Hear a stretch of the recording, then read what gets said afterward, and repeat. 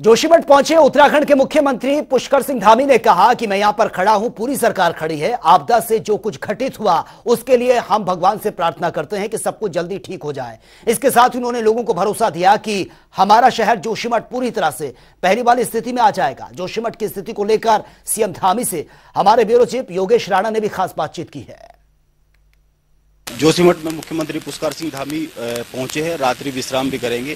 Sir, सबसे पहला सवाल यह है कि जोशीमठ में लोगों को पुनर्वास को लेकर एक संशय है। अब आप आए हैं, रात्रि विश्राम भी करेंगे, लोगों से यहाँ मिलेंगे भी, तो ये माना जाए कि अब बहुत सारी चीजें हालांकि कंट्रोल में दिख रही है, अब और उस पर बहुत तेजी से काम होगा। देखिए, निश्चित रूप से हम पूरी तरह से इस आपदा की घड़ी में, संकट के समय में जोशीमठ के सभी लोगों के साथ खड़े हैं। उनके साथ पूरी सरकार खड़ी है। और इतना ही नहीं, जहां उत्तराखंड की सरकार खड़ी है वहीं हमारे देश की सरकार, माननीय प्रधानमंत्री नरेंद्र मोदी जी भी पूरी तरह से स्वयं यहाँ के लोगों के लिए, जोशीमठ शहर के लिए उन्होंने अत्यधिक चिंता व्यक्त करी है और स्वयं सारे अपडेट ले रहे हैं। इसलिए मैं जोशीमठ के लोगों को आश्वस्त करना चाहता हूँ कि पुनर्वास, सहायता और जो जरूरी काम है वो सब यहाँ पर होंगे। अभी फौरी तौर पर अंतरिम रूप में हमने 1.5 लाख रुपए की धनराशि का जो प्रावधान किया है वो केवल उनके आने जाने के लिए, सामान इत्यादि रखने के लिए, सेटलमेंट के लिए किया है। और आगे के रूप में जो बरड़ावत के समय में, बरड़ावत का जो पर्वत पर वहाँ भी आपदा आई थी, उस समय में बहुत ज़्यादा हो गया था कि पूरा उत्तरकाशी शहर पूरी तरह से तबाह हो जाएगा, लेकिन उसका भी ट्रीटमेंट हुआ और आज वो सामान्य स्थिति में है। और केदारनाथ आपदा के समय में भी जो प्रावधान हमने आपदा की सहायता राशि के लिए किया था सरकार ने, उसको हम लोग अडॉप्ट करेंगे। जो सबसे अच्छा रास्ता होगा उसको बनाएंगे और हर प्रकार से हर संभव जो है सहायता देंगे। यहाँ पर लोगों में एक चिंता हो रही है कि जो पुनर्वास को लेकर, उनको पुनर्वास के लिए घर कहाँ बनेंगे, कैसे बनेंगे, तो इसको लेकर भी कोई कार्य योजना जिस पर काम हो रहा हो, जिस पर कोई प्रारूप तैयार हो रहा हो। देखिए, सभी लोगों से बात करके एक जो यहाँ पर एक समन्वय समिति का गठन यहाँ जिलाधिकारी ने किया है, उसमें सभी लोगों को रखा है, सभी संगठनों के लोगों को रखा है, सभी प्रतिनिधियों को रखा है, सभी प्रकार के राजनीतिक सामाजिक संगठनों के लोगों को रखा है। सबसे वार्ता करके जो सबकी सहमति से जो रास्ता निकलेगा, जो एक सब लोग जिस बात को सुझाएंगे सबकी सहमति से, जो सबसे अच्छा होगा सरकार उस पर काम करेगी।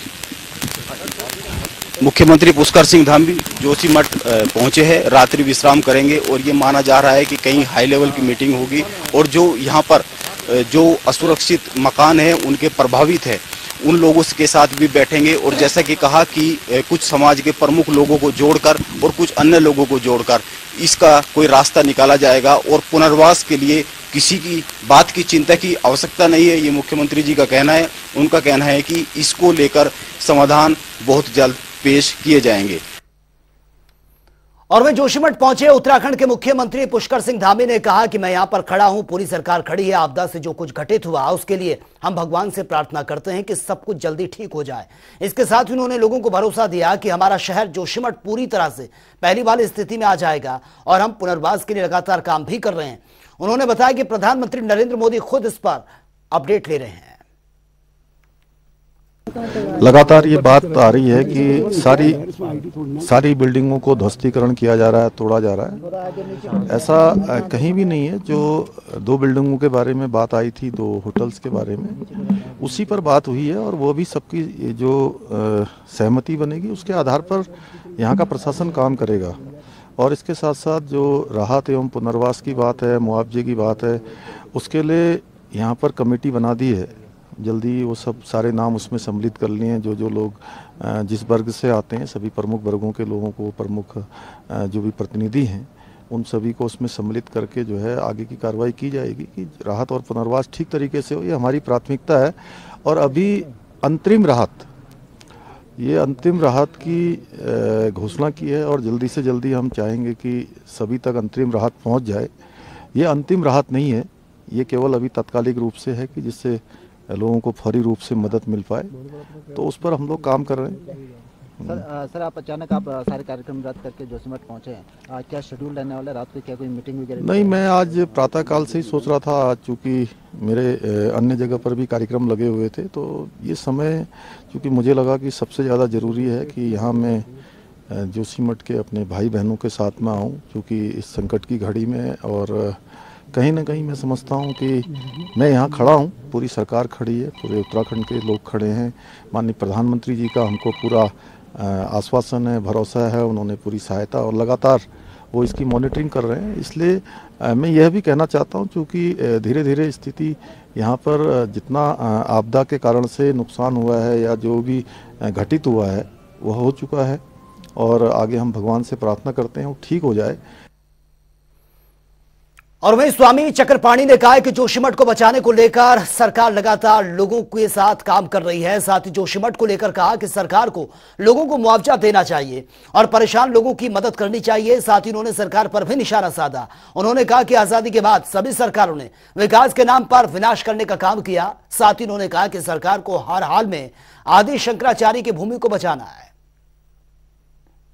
सनातन धर्म के ध्वजावाहक आदि जगत गुरु शंकराचार्य द्वारा स्थापित ज्योतिर्मठ में जिस प्रकार से आजादी के बाद से ही सरकारों ने विकास के नाम पर वहां पे विनाश करने का काम किया, जिसका परिणाम स्वरूप आज ज्योतिर्मठ के जो स्थानीय निवासी हैं उनके आंखों में आंसू है। आज ज्योतिर्मठ अपने अस्तित्व को लेकर के चिंतित है। वहां पे दरारें पड़ रही हैं, वहां पे पानी निकल रहा है।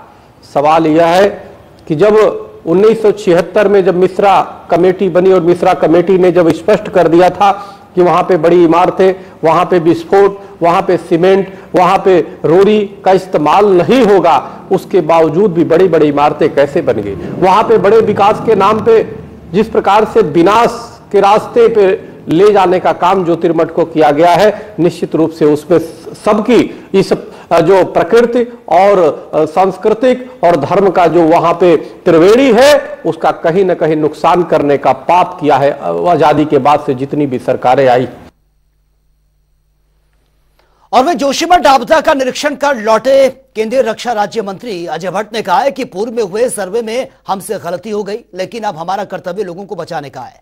उन्होंने कहा कि उत्तराखंड के पहाड़ कच्चे हैं, ऐसे लगातार ऐसी आपदाएं यहां पर आ रही हैं। जोशीमठ में जो होना था वो हो गया। अब सबसे पहली प्राथमिकता लोगों के पुनर्वास और उनके मुआवजे को लेकर है, जिसमें सरकार गंभीरता से काम कर रही है। प्रधानमंत्री नरेंद्र मोदी ने पूरे राज्य के सर्वे की घोषणा की है, क्योंकि कई जगह से इस तरह की लगातार जानकारियां मिल रही हैं। अभी सरकार का कर्तव्य सबसे पहले लोगों को बचाने का है और इसीलिए पूरा सरकारी सिस्टम लोगों को प्रभावित क्षेत्र से सुरक्षित जगह शिफ्ट करने में लगा हुआ है।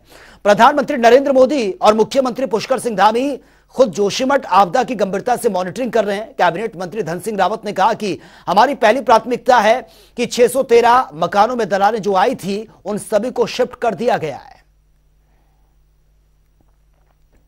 नहीं ठीक है, वो आ गई बात, कह दिया ना, सभी लोग कह रहे हैं नहीं लिया। तो एक बात पर कोई एक बोलेगा, कोई दूसरा बोलेगा, चलो माना गलती हो गई, लेकिन रेमेडी क्या है? आज इस समय तो कोई रेमेडी नहीं है। इस समय तो बचाना पहला कर्तव्य है। इसलिए इस समय हर व्यक्ति को बचाना और जोशीमठ को बचाना पहला कर्तव्य हमारी सरकार का है। माननीय प्रधानमंत्री जी जहां की मॉनिटरिंग स्वयं कर रहे हों, जगह जगह की पल पल की खबर ले रहे हों, यहाँ का अंतर्मन यही कह रहा था उत्तराखंड का कि सभी कच्चे पहाड़ों की सर्वे कराएं, और सीधे सीधे हमारी मन की बात जानते हुए प्रधानमंत्री जी ने घोषणा कर दी।